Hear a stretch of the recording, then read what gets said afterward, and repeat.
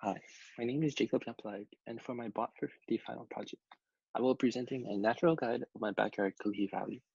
Prior to this project, I had very little knowledge about the natural and Hawaiian history of Kalihi Valley. So I decided to devote my final project on uncovering some questions regarding the endemic, native, and introduced species that inhabit the area, and also the changes this area has occurred over time, and shine a light on my hometown. To start off with some Hawaiian history and mythology, Kalihi Valley, or also known as the Edge, was the first ancestral home of Papa and Wakea, Earth Mother and Sky Father. Kalihi was home for Papa and her children, Milahai, Kamuali'i, Namaka, Kapo, and Pele. A story of Kapo and Pele took place in Kalihi. In this story, Kapo is known as the goddess of fertility and believed to have had a detachable vagina. Her sister, Pele, was pursued by a man named Kamapu'a. In order for Kapo to save her sister, she used her feminine charm to lure Kamapu'a away and led him to Kokohe. The Also in Kalihi, the Ka'ie'eheao is located. It is believed to be the place where Papa is able to transform into Haumea. Geologically, the Ahu'opa'a of Kalihi is located between Kauiki and Kapalama in the Moku of Kona. Separating these land divisions are the Maka Ridges, Kamanaiki to the right and Kamananui to the left. If you're looking up into Kalihi Valley, you will see two peaks. The peak on the left is Kilohana, which is believed to be the ancestral home for Papa and Wakea. The peak on the right is Lanihui. Connecting those peaks in the middle is the Kalihi Straddle. Kamanaiki Trail is a cool hiking trail that begins at Manaiki Place right off of Kalihi Street, and I've done this hike about 5 years ago. It is a little hard to find the trail because the stairway that leads to the trail is hidden next to a house. It is a fairly easy hike. There's an old water tower that is fairly easy to climb. There's also a waterfall somewhere, but I haven't I wasn't able to find it with my friends. Um, and on the top is the amazing view of Kalihi. And as you can see, here's a panorama view. Another hike that you could do is Bowman Trail, and that trail is um, located behind the Klee Elementary School. I haven't personally done this trail yet. On these hikes, you see a whole bunch of tree and shrub species that you can't name off the top of your head. So I've done a bunch of research and pinpointed some plants that you can find in Kalihi. The first being Ohia lehua, which is commonly found all over the Hawaiian Islands. You can spot some Ohia lehua at the top of Kamanaiki Ridge Trail. Another plant that can be found is the velvet tree. The scientific name is Myconia calvescens.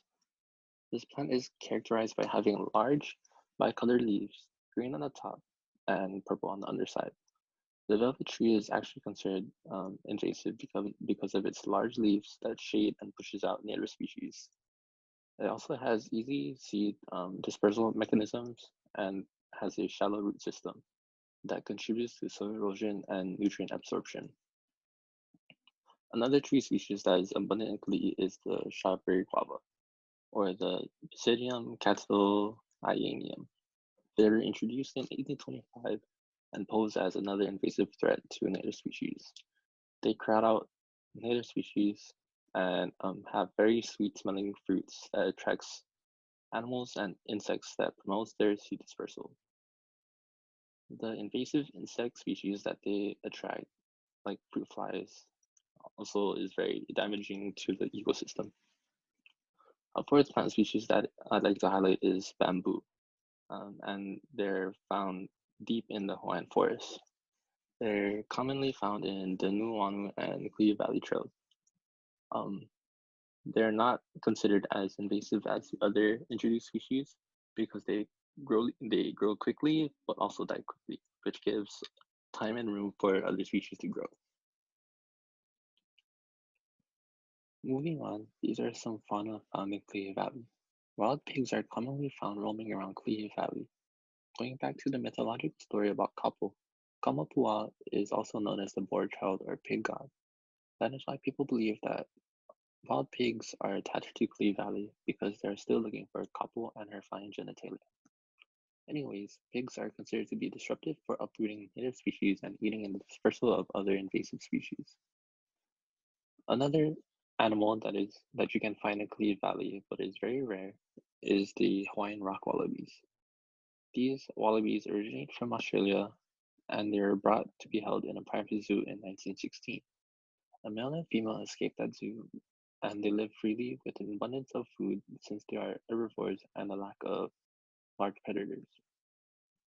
The population is still considered to be very small, around 40, living in the Kalihi Valley area, ranging from Wanalua and Nuuana as well.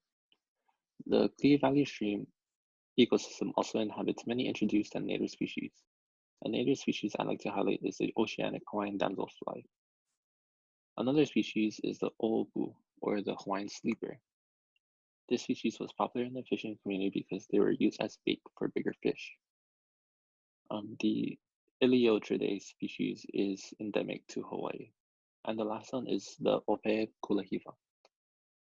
This shrimp species is endemic to the Kalihi stream. They are strong climbers and cling onto rocks while they catch bits of plants and animal debris for food. The Kalihi Valley stream houses these endemic species and many more. The Kaiawai stream and the Kamanaiki stream join into the main Kalihi stream. The stream leads into what is known as K Lagoon. K Lagoon was a large fishing community. Kalihi had 5 fish ponds: Ananoho, Auiki, Pahuiki, Pahunui, and Apili. All 5 of these fish ponds were dredged up during urbanization. Hawaii's urbanization period and the rapid growth of the residential area in Kalihi placed a lot of strain on the environment, which was once very productive. There is no doubt that humans had a huge negative impact due to poor land management, but also irresponsible dumping and littering. But action by programs developed to educate, inspire, and establish community awareness and involvement in lessening the impact that humans cause. Susanna Wesley is a community center that I grew up being a part of, and they really focus on getting the youth of Kalihi out of trouble and more involved and doing positive things for the community. With them, I have learned to value our natural resources by participating in beach and participating in beach and stream cleanups. I have also volunteered with Kokua Kalihi Valley at Ho'ulaina while studying here at UH, and they promote the revival of Hawaiian culture, the ahupua'a system, the cultivation of healthy local foods, and the eradication of invasives and the growth of native species. And you just feel a sense of togetherness with the land and community. I'd really recommend for others to volunteer if you're looking to get your hands dirty. Well, that was my presentation about the gems of Kalihi Valley and its natural composition.